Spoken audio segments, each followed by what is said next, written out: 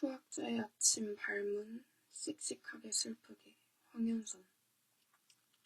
소연에게 태국에서 2번, 히말라야의 어느 산록에서 1번, 그리고 터키에서 남행하면서 또 1번, 너는 내게 엽서를 보냈지만 나는 너에게 답장을 한 기억이 없구나. 너는 내내 주소를 바꾸며 움직이고 있었으니 답장을 보내려 해도 보낼 도리가 없었지. 네가 어디에 정주에 있다 하더라도 사장은 아마 마찬가지였을 것이다. 직업적인 급박한 요청도 없이 백지를 내려다보고 앉아있는 일이 끔찍하게만 느껴지는 내 성격도 성격이겠거니와 무엇보다도 네가 답장 같은 것을 기다리지 않을 것이라고 나는 믿고 있었다. 그렇더라도 마음의 빚은 쌓이기 마련이어서 어떻게든 내 자신을 위로하여 최무감에서 벗어나고 싶지. 그럴 때는 가볍게 찬탄조로 한마디 한다. 씩씩한 소연이. 너를 씩씩하다고 말해야 하는 것은 네가 있어야 할 자리에 어김없이 네가 있었기 때문만은 아니다. 너는 네가 손수 끓인 어린이 도서관의 관장이었고 시를 가르치는 선생이었지. 너는 용산의 시인이었고 강정의 주민들에게 낯익은 얼굴이었지. 해야 할 말을 다 하고 그러면서도 너는 늘 틈을 내서 세상에서 가장 깊은 곳까지 찾아들어 가장 깊은 생각들을 캐낼 줄을 알았지.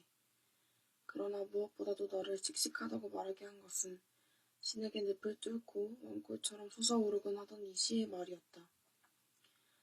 나는 너를 생각할 때마다 늘 그 한마디를 말하며 너의 첫 시집, 그게 나의 그 긴 시, 아니 긴 시가 아니라 제목이 긴 시, 바다를 보러 가야겠다로 시작하여 6줄로 제목을 채우고서야 본문이 시작되는 그 시를 아마도 떠올리고 있었을 것이다. 세월을 물쓰듯 썼던 그 시절들 보러 가야겠다던 그 시를 누가 잊어버릴 수 있겠니? 너는 감정의 재벌이었던 것이 틀림없다.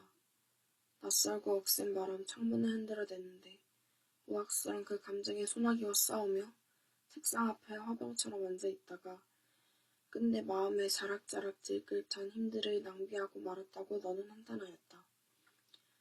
그래서 악기의 빈 공명통보다 더 비어버린 너는 내 삶의 목적이 1000년 동안 잠을 자는 것이라고 했고 너의 수면이야말로 시대에 대한 예의이며 자비라고도 했다. 시대는 네 감정을 착취할 줄도 몰랐으니 당연하지. 시대는 네 감정, 남의 감정, 모든 감정을 폐차장에 고철더미처럼 켜켜이 쌓아두고 녹슬기만 기다렸으니 당연하지. 나는 네 천년의 잠을 씩씩하다고 말한다.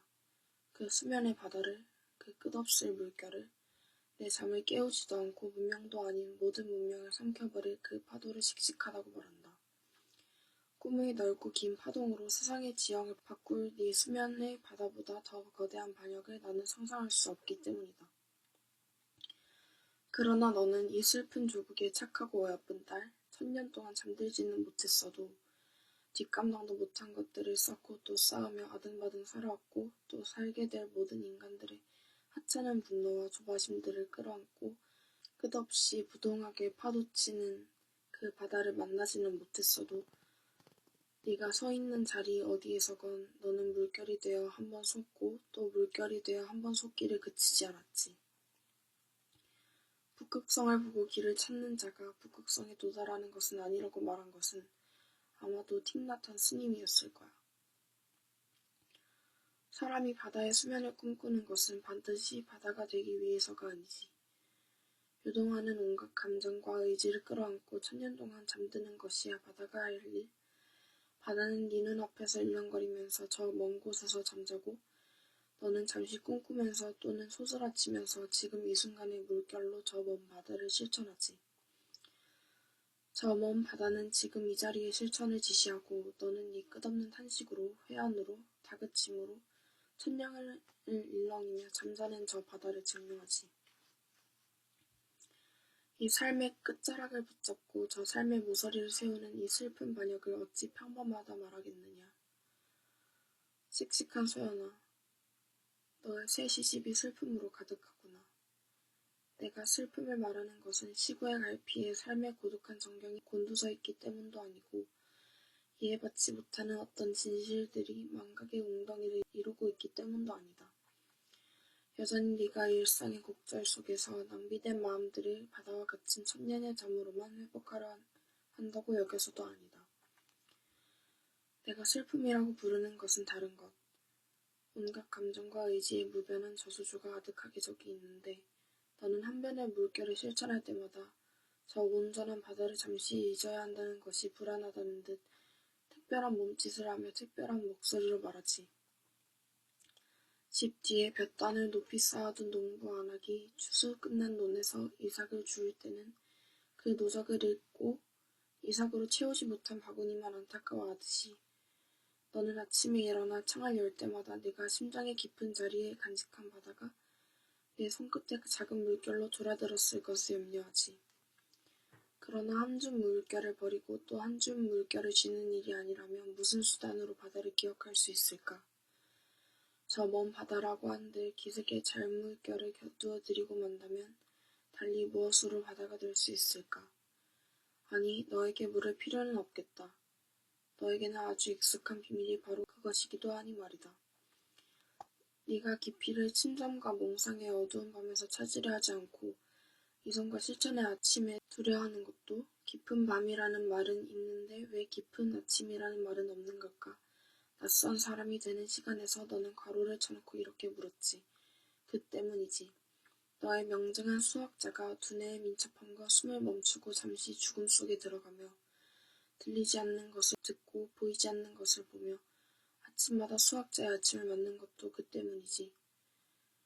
그래서 씩씩하고 슬픈 너에게는 어느 누추한 방이라도 광장이 보이는 방이 되는구나.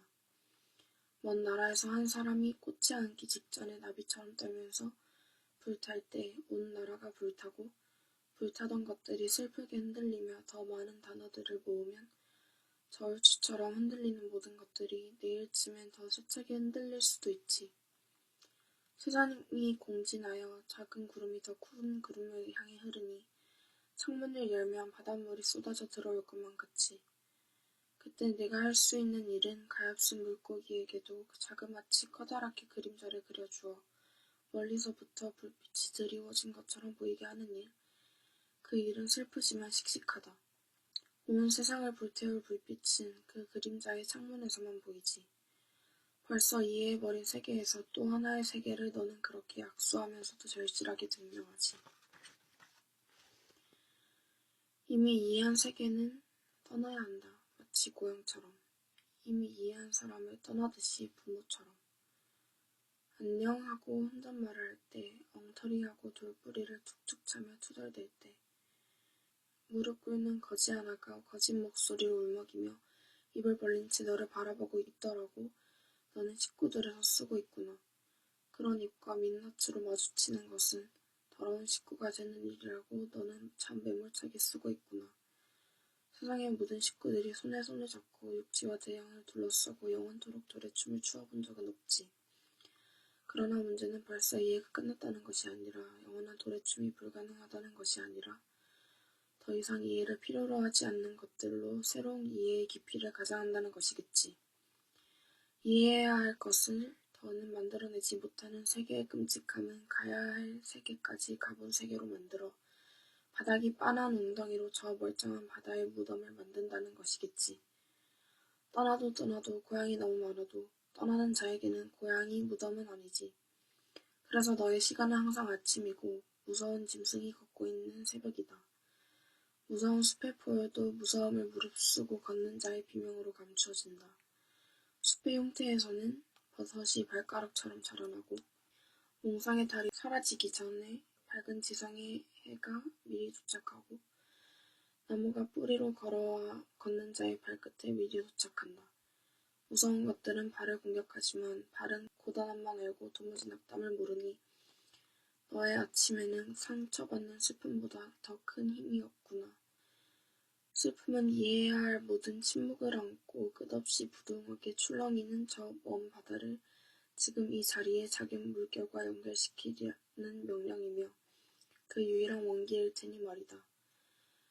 그러나 쓰라림이 없는 슬픔은 없지. 벚나무가 1000개의 눈을 뜰 때 골목에 버려진 의자에 앉아 벌거벗은 햇볕, 벌거벗은 철제대문, 그 그늘에 앉아 출발도 도착도 없이 해빙도 결빙도 없이 젖은 무릎을 말릴 때 벚나무에서 벚지가 떨어진다 한들 북극 여우와 바다코끼리와 바다표범과 흰 무지개와 흰 운무와 쇠빙선도 없이 해역도 없이 잠시 돌 옆에 머무는 벚지를 혓바닥도 없이 사랑도 없이 개미가 핥게 될 것을 너는 현탄한다.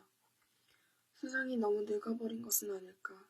끝에서 끝까지 습관만 남은 세상에서는 떠나더라도 이미 이해한 것들 밖으로는 나가지 못하는가. 그러나 세상이 어떤 방식으로 멸망을 향해 가더라도 열망으로 가득한 네 기억과 네 기억의 말들이야 어찌 사라질 수 있겠니. 네 기억은 자박자박 물을 건너가며 해야 할 일, 하고 싶은 일을 할 것이다. 네가 낯선 사람이 되는 시간에서 말하듯이 돌 감옥에 공주는 가둘 수가 있어도 그 속삭임을 가둘 수는 없겠지. 사라진 말들, 소낙비처럼 우리 머리 위에 쏟아져 내릴 때 사람들은 여전히 어리석어도 쇠찬비는 어제의 일이고 거센 강물은 오늘의 일이 되는 시간을 우리는 틀림없이 맞겠지. 사람들은 네가 세상의 멸망을 막았다고 기억하겠지. 그러나 너무 늦게 기억하겠지. 씩씩한 소연아, 영롱하도록 슬픈 시 강과 나를 말하지 않을 수 없구나. 너는 지금 그 자리에서 지금이라고 말하는구나. 너는 지금 모든 준비가 다 끝났다고 말하려 하는구나. 감은 머리에 물기를 햇볕에 말리고 바위 위에 앉아있다고. 돌멩이는 동그랗고 풀들은 얌전하고 낚시꾼의 낚시 항아리가 풍요롭다고. 장작불 위에 물고기는 바삭바삭하다고. 통증처럼 배가 고프고 준비가 끝났다고 지금 너는 말해주려 하는구나. 그러나 그 시간은 슬프다. 그 지금이 영원히 오지 않을 것 같아서 슬프고 갑자기 와버릴 것 같아서 슬프다. 너는 한 줌 물결로 바다를 연습하는데 그 바다가 옛날에 죽었다는 소식을 들을까봐 슬프고 어쩌면 거대한 물 한 덩이가 무덤덤하게 눈앞에 누워있을까봐 슬프다. 너의 지금은 네가 가장 깊은 슬픔으로 짠 시간이기에 슬프다. 슬픔만이 진정으로 씩씩한 것을 만든다는 이 아이러니가 슬프다, 소연아.